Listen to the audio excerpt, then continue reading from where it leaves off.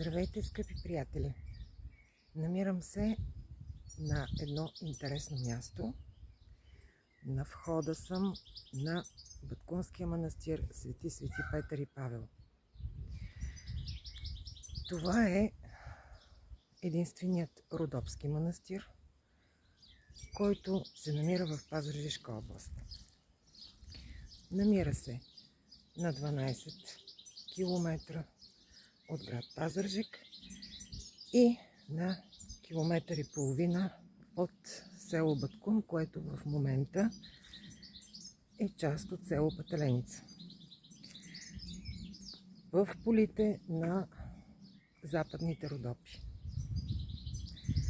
Гледките са уникални. Манастирът е действащ мъжки манастир, отворен за посетители. В двора му, след малко ще видите, се намира каменна църква,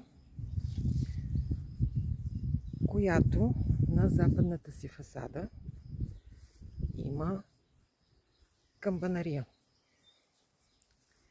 Има камбанария и на входа.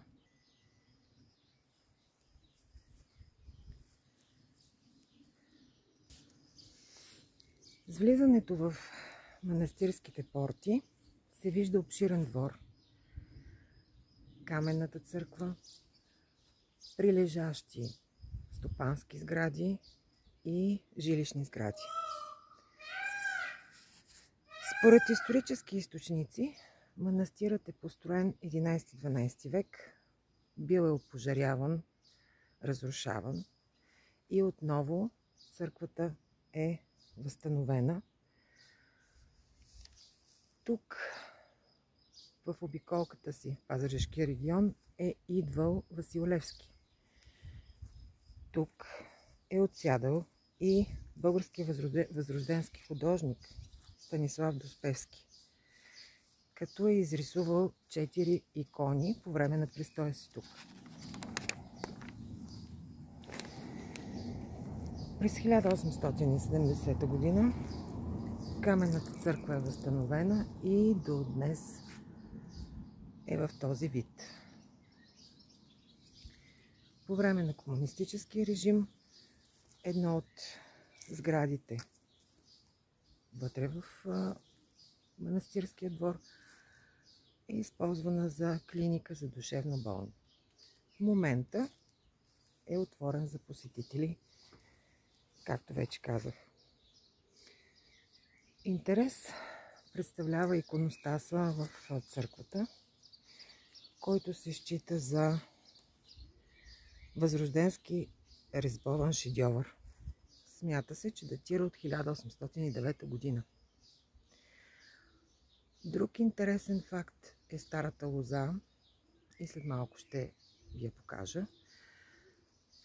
Смята се, че според специалисти, че е на около 500 години и е най-старата на Балканския полуостров. Най-старото такова насъждение. Манастирът е паметник на културата. В близост до него се намират останки от древния град Баткунион, а празникът е 29 юни, когато се чества паметта на светите апостоли Петър и Павел. И сега да разгледаме двора и църквата.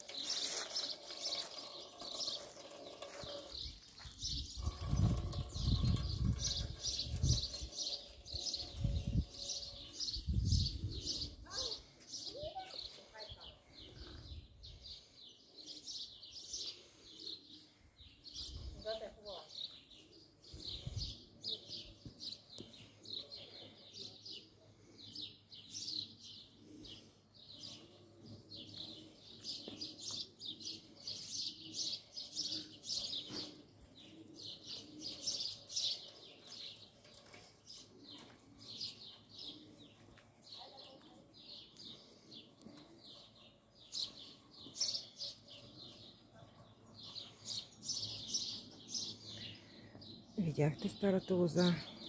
Тук е входа.